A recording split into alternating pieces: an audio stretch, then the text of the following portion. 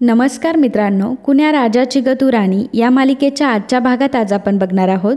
गुंजानेच सर्वेशला घरातून पळून लावलेलं असतं आणि ती दरवाजा बंद करून घेते. सर्वेश मात्र मनामध्ये म्हणत असतो की किती गोड मुलगी आहे ही. डोंगरवाडीच्या निसर्गाच्या कितीतरी छटा साक्षात अगदी माझ्या समोरच आल्या. ही तर मला पहिल्यांदाच भेटली, परंतु तरीही मला असं का वाटतं खूप जुनी ओळख आहे माझी हिच्याशी. तर इकडे वाण घेण्यासाठी कविता, रेशीम आणि मृण्मयी तिघीही शॉपिंग करायला आलेल्या असतात. एक शोची वस्तू बघून मृण्मयी म्हणते की आपण हे घेऊयात का. कविता म्हणते की अगं आपल्याला वाण द्यायचं आहे आणि वाण देण्यासाठी एखादी शोभेची वस्तू नाही तर संसारात लागणारी वस्तू द्यायची असते. मृण्मयी म्हणते की अच्छा. रेशीम म्हणते की हो, तुझं लग्न झाल्यावर तुलाही पाव किलो गूळ, 100 ग्रॅम साखर असं काहीतरी मिळायला लागेल बघ. मृण्मयी म्हणते की तुम्ही मज्जा घेताय ना माझी. तर कविता म्हणते की अगं खरंच सांगतोय. माफ करा मित्रांनो, पण जर तुम्ही चॅनलवर नवीन असाल किंवा अजूनही चॅनलला जर सबस्क्राईब केलं नसेल तर प्लीज सबस्क्राईब करा आणि बेल आयकॉनवरही क्लिक करा. स्टार प्रवाहावरील सर्व मालिका तुम्हाला आमच्या चॅनलवर बघायला मिळतील. धन्यवाद. तर दुसरीकडे मात्र विजया आणि मधूची शॉपिंग सुरू असते. मधू विजयाला म्हणते की विजया, ही पर्स छान आहे ना गं. त्यावर विजया म्हणते की हो गं. मधू म्हणते की जाऊ दे, पण ती खूप महाग आहे. एवढ्यातच ह्या तिघी तिथे येतात. रेशीम म्हणते की काय मग तुमचं ठरतंय की नाही काही. विजया म्हणते की हो ठरतंय. तर विजया मधूला म्हणते की मधू, दुकान जरा महागच वाटतंय ना तुला. मधू म्हणते की हो वहिनी, पण तरीही आपण इथंच काहीतरी घेऊयात. पण कसं संक्रांतीला लहान वाण दिलेलं तरी चालतं, परंतु आता पूजा आहे ना. विजया म्हणते की ठीक आहे असं म्हणतेस, ठीक आहे तू इकडे बघ, मी तिकडे बघते. तर इकडे सगळेजण शॉपिंग करत असतात. त्याचवेळी कबीर तिथे येतो. रेशीम म्हणतो की कबीर, अरे तू इथे, आणि तू केव्हापासून आमच्या चिरीमिरीच्या शॉपिंगमध्ये सहभाग घ्यायला लागलास. आता मृण्मयी ही कबीरवर नाराज असते, परंतु मागणं ती हसत असते. मधू म्हणते की पण बरं झालं तू आलास, आता तू वस्तू निवडण्यासाठी आम्हाला मदत कर. कबीर म्हणतो की अगं मला कुठे काय कळतं यातलं.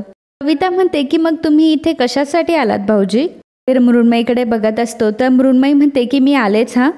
तर विजया एक क्लिप घेते आणि ती कबीरला विचारत असते की कबीर, हे कसं वाटते तुला. त्यावर कबीर म्हणतो की खेकड्यासारखं दिसतंय, काय आहे हे. मधू म्हणते की अरे केसांची क्लिप म्हणतात त्याला, हे चालेल का वाण म्हणून. तर कबीर म्हणतो की हो मस्त आहे, परंतु मी माझ्या आयुष्यात अशी क्लिप कधी बघितली नाहीये. कविता म्हणते की हो ना, तुम्ही कसं बघणार, असं क्लिप बघण्यासाठी मुलींच्या मागे मागे जावं लागतं. कबीर म्हणतो की तुम्ही एक काम करा, घेऊन टाका. त्यावर विजया म्हणते की खरंच. रेशीम म्हणते की खरंच काय आई, अरे त्याचं लक्ष तरी आहे का आपल्याकडे. त्याचं तर सगळं लक्ष अगदी तिकडं आहे. कबीर म्हणतो की मी आलोच. असं म्हणून कबीर आता मृण्मयीकडे गेलेला असतो. तर चौघीजणी मात्र एकमेकींमध्ये गप्पा मारत असतात की बघा कसा लाजला तो. विजया मधूला म्हणते की मधू, अगं दोघांमध्ये धुसफूस झाल्यासारखं वाटतंय ग. मधू म्हणते की जाऊ दे, मलाही तसंच वाटतंय, परंतु धुसफूस झाली की मग समजूत काढण्याची सुद्धा संधी मिळते आणि मग त्यातूनच प्रेम वाढतं, त्यामुळे होऊ दे धुसफूस थोडी. विजया म्हणते की स्व अनुभव ना. त्यावर मधू लाजते आणि म्हणते की वहिनी काय आहो. तर कविता त्या दोघींचं बोलणं ऐकत असते आणि मनातल्या मनात हसत असते. ती रेशीमला म्हणते की रेशीम ताई, मी थोड्याच वेळात आले हा. कबीर आता मृण्मयीकडे आलेला असतो. मृण्मयी मात्र त्याच्यावर रागवत असते. कबीर म्हणतो की अगं मृण्मयी ऐक ना. तर मृण्मयी म्हणते की कबीर, तू माझ्यापासून का लपवलंस. गुंजा ही डोंगरवाडीवरनं आली आहे, ही गोष्ट तुला माझ्यापासून का लपवावीशी वाटली. कबीर म्हणतो की अगं त्या दिवशी मी तुला कॅफेमध्ये भेटलो होतो ना, तेव्हाच मी तुला सर्व काही सांगणार होतो. मृण्मयी म्हणते की सगळं म्हणजे अजून काही आहे का सांगण्यासारखं. कबीर आता घाबरतो आणि म्हणतो की सगळं म्हणजे हेच की मी तिला तिथून आणलंय ते. मृण्मयी म्हणते की कबीर, माझा तुझ्यावर पूर्ण विश्वास आहे, परंतु बऱ्याचदा तू असं वागतोस ना, तेव्हा माझी मम्मा मला म्हणते की असं की तुझा आणि माझा काहीच संबंधच नाही. कधी माझ्याशी बोलतोस, कधी अचानक दूर निघून जातोस. नक्की समजायचं तरी काय. आणि कबीर, फक्त तुझ्याशी नाही तर तुझ्या सगळ्या फॅमिलीशी मी माझी सुखदुःख शेअर करते. कबीर, हे तुझं नातं आणि माझं नातं फक्त आपल्या दोघांचं नातं नाही आहे, तर यामध्ये सगळ्या फॅमिली इन्व्हॉल्व आहेत. कबीर मनामध्ये म्हणत असतो की तेच तर तुझ्या आणि माझ्या नात्यामध्ये 2 कुटुंब इन्व्हॉल्व आहेत आणि ते विस्कटतील. आणि जर मी गुंजाबद्दल खरं सांगितलं तर गुंजाला पुन्हा डोंगरवाडीला जावं लागेल. गुंजा पुन्हा एकटी पडेल आणि त्यात तिचं आयुष्य पुन्हा एकटं होऊन जाईल. तर मृण्मयी म्हणत असते की अरे कबीर सांग ना, तू का लपवलंस माझ्यापासून. कबीर म्हणतो की अगं मृण्मयी, परंतु त्यामुळे आपल्या नात्यात काही फरक पडला. त्यामुळे आपल्या नात्यामध्ये काही फरक पडला नाही आणि मी तुझ्याशी लग्न करणारे हे सत्य तर बदलणार नव्हतं ना. तेवढ्यातच तिथे कविता येते. कविताने खूप छान असं गिफ्ट आणलेलं असतं आणि ते बघून मृण्मयी मात्र खूपच खुश होते. मृण्मयी म्हणते की अगं किती सुंदर आहे हे. कविता म्हणते की हो ना, जेव्हा तू इकडे रुसून आलीस ना तेव्हा कबीर भाऊजींनी हे तुझ्यासाठी सिलेक्ट केलं होतं. कबीरसुद्धा आता कविताकडे बघायला लागतो, कारण खरंच कबीरने असं काही केलेलं नसतं, परंतु त्या दोघांची भांडणं सॉल्व्ह व्हावी म्हणून कविताचा हा प्लॅन असतो. मृण्मयी खूपच खुश झालेली असते आणि ती म्हणत असते की कबीर, खरंच तू हे माझ्यासाठी घेतलंयस, खरंच खूप गोड आहे हे. तू ना नेहमी असंच काहीतरी करतो, तू धड मला तुझ्यावर नाराजसुद्धा होऊ देत नाही. कविता हसते आणि म्हणते की गेला ना आता तुमचा रुसवा, बरं मी आहे तिकडे, तुमचं चालू देत. असं म्हणून कविता तिथून निघून जाते.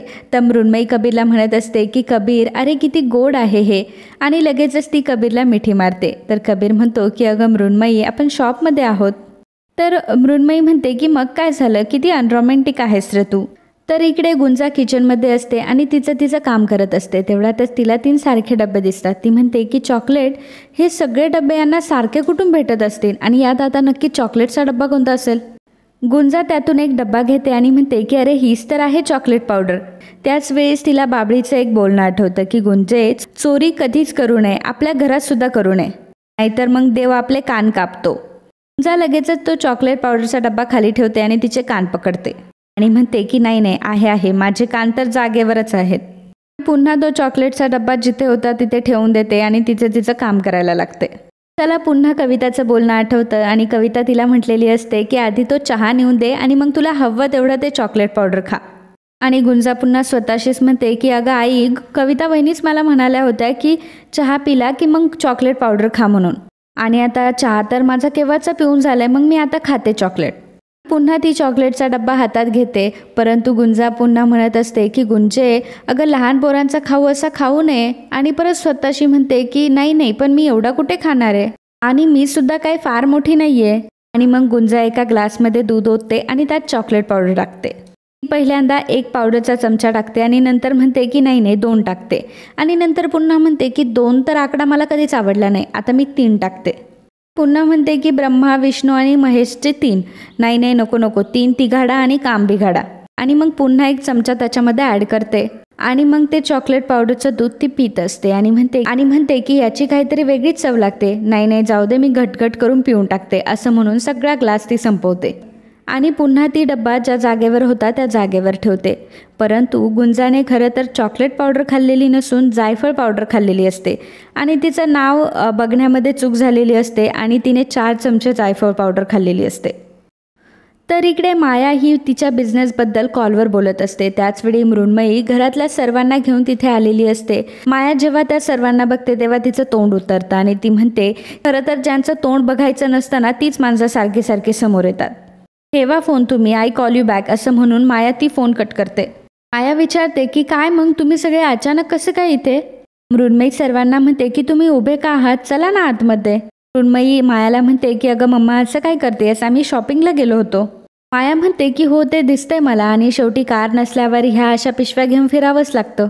नाही म्हणजे काटकसर करून केलेली शॉपिंग, त्यामध्ये अशी तंगडजोड तर असतेच. अशोक म्हणतो की खरं तर सॉरी, आम्ही असं न सांगताच आलो. मधू म्हणते की हो ना, आणि पूजेचं सुद्धा अचानकच ठरलं. म्हणून असा विचार केला की जर दादा वहिनीच नसतील तर ती कसली पूजा. माया म्हणते की मधुश्री ताई, मी प्रत्येक भेटीत तुम्हाला सांगत आली आहे की मला वहिनी म्हणू नका, मला तुम्ही फक्त माया म्हणत जा, किती सुंदर नाव आहे माझं. कबीर म्हणतो की पण वहिनी सुद्धा हे छान नातं आहे आणि त्यामध्ये सुद्धा माया आहेच की, फक्त ती प्रेम मायामधली माया, मोह मायामधली माया नाही. अशोक म्हणतो की वा ब्रिलियंट, बघितला ना वहिनी आमचा कबीर किती हुशार आहे ते. मधू म्हणते की हो, भलत्या वेळी विनोद कुठून सुचतात तुम्हाला. मृण्मयी म्हणते की अगं तो असू देत, आता मम्माच्या वागण्याची सवय तुम्ही सर्वांनी करून घेतली, आता तुमच्या वागण्याची सवय सुद्धा मम्माला झालीच पाहिजे ना. हो ना गं मम्मा. विजया म्हणते की बघितलं मायाताई, तुमची मुलगी ही लग्नाआधीच आमची मुलगी होऊन गेली आहे सर्वार्थाने. तेवढ्यातच सर्वेश तिथे येतो आणि म्हणतो की अरे वा, सगळे आज अगदी सहकुटुंब सहपरिवार. आणि काय मधू, कशी आहेस तू. मधू म्हणते की मी तर छान आहे, पूजेचं निमंत्रण घेऊन आले होते. सर्वेश विचारतो की पूजा आणि कसली. शिम म्हणते की कबीर डोंगरवाडीवरून सुखरूप यावा म्हणून काकूने पूजा सांगितली होती. त्यावर सर्वेश म्हणतो की अरे वा, म्हणजे मधूच्या हातचा शिरा खायला भेटणार. तो मायाला म्हणतो की खरंच इतका फर्स्ट क्लास शिरा करते ना, उगाच नाही देव तिच्यावर प्रसन्न. त्या म्हणते की नाही दादा, तुमचं बरोबरच आहे, मधू छानच करते शिरा. परंतु यावेळी मात्र आम्हाला भावी सुनेच्या हातचा शिरा खायचा आहे. माया म्हणते की सर्वेश्वर, अरे आधी त्यांना आमंत्रण तर देऊ देत, तू तर शिरा खाऊन मोकळा सुद्धा झालास. कबीर उभा राहतो आणि म्हणतो की मामा मामी, उद्या आमच्या घरी सत्यनारायणची पूजा आहे, तुम्हाला तीर्थप्रसादाला यायचं आहे. त्यावर सर्वेश म्हणतो की आम्ही नक्की येणार. आणि दोन कुटुंब तसेही आता प्रेमाच्या बंधनात बांधली गेली आणि आमचा हक्क सुद्धा वाढलाय. माया म्हणते की कबीर, मामा मामींचा खूप आदर करतोस ना तू, मग मला एक सांग की मामीने फोन केला तरीही तू त्या मोलकरणीला अजून काढलं का नाहीस? खरं तर त्या मोलकरणीनेच फोन खराब केला होता ना तुझा? कबीर म्हणतो की हो मामी, पण त्यात तिची काही चूक नव्हती. खरं तर मीच माझा मोबाईल डायनिंग टेबलवर विसरलो होतो. कविता म्हणते की आणि तिने लगेच दुरुस्त सुद्धा करून दिला. भाऊजी तुम्ही दाखवा ना. कबीर दाखवतो की त्याचा फोन हा चालू आहे. कबीर जेव्हा मायाला त्याचा फोन दाखवत असतो तेव्हा वॉलपेपरला मृण्मयी आणि मधूचा फोटो बघून मृण्मयीला फार आनंद होतो. मृण्मयी लाजत असते. सर्वेश म्हणतो की कसं आहे कबीर, माणसाच्या हातात पैसा असला ना सगळी कामं अशी बोटाच्या इशाऱ्यावर होतात. मग हळूहळू त्याची चटक लागते आणि सवय होते त्याची. कधी कधी त्या माणसाचा इगो जरी सॅटिस्फाय झाला ना तरी बिचाऱ्या माणसाचा कधीतरी जीव जातो. माया म्हणते की किती ती कळकळ, अरे ती कामवाली कशी आहे तुला माहिती तरी आहे का? तू कधी भेटलायस का तिला? परंतु ती जर मुलगी तिथेच राहिली तर माझ्या मृण्मयीच्या डोक्यावर बसून नाचायला लागेल ती. आणि मित्रांनो, आजचा हा भाग इथेच संपतो. पुढील भागात आपल्याला पाहायला मिळणार आहे. तर इकडे गुंजाला खूप झोप येत असते. खरं तर तिने जायफळ पावडर खाल्ल्यामुळे तिला खूप झोप येत असते. ती म्हणत असते की असं काय होऊ राहिले, दिवसाची पण मला झोप येते. आता काय करू मी, सगळे दागदागिने तर घरामध्येच आहे, चोर जर आला तर काय करायचं? असं म्हणून गुंजा घरातले सर्व दागदागिने बाहेर काढते आणि म्हणते की मी एक काम करते, हे मी किचनमध्ये ठेवते, म्हणजे चोर जरी आला तरी स्वयंपाकघरात काही बघणार नाही.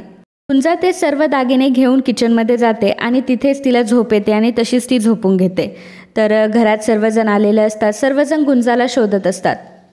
कबीर तिच्या रूममध्ये सुद्धा चेक करतो. कबीर मनामध्ये म्हणतो की गुंजा तर घरामध्ये नाही आहे, ती कुठल्या संकटात तर सापडली नसेल ना, आणि जर ती संकटात सापडली तर ते संकट माझ्याच घरावर फिरून येऊ नये.